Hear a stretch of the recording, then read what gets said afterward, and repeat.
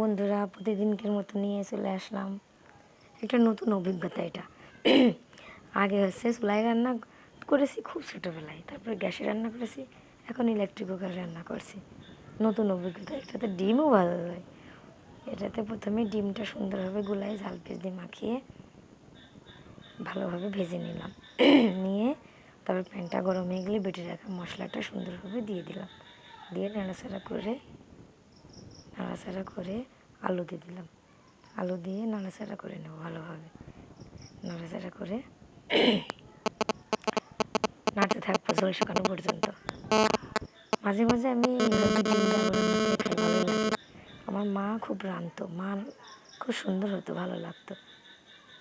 খুব মনে পড়ে আলুটা রাঁধতে গেলে। যাই হোক, পানি দিয়ে সুন্দরভাবে সেদ্ধ করে নেব। সেদ্ধ করে নিয়ে তারপরে বেশি করে পানি দিয়ে ঢাকনাতে ঢেকে নেব। আলুটা একটু শক্ত ছিল বলে 2বার পানি দেওয়া লেগেছে। কেন জানি আলুটা সিজতে দেরি হয়েছে।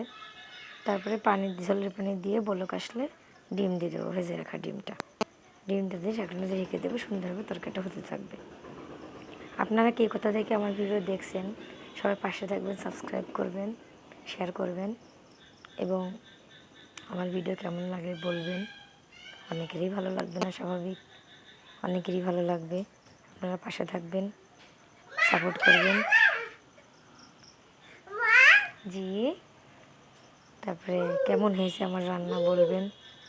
আজকে তরকারিটা সিজতে একটু সময় লাগছে, অনেকক্ষণ ধরে রান্না করে নিলাম। আজ কয়েকদিন ইউটিউবে ভিডিও দিতে পারি না, তার জন্য সরি।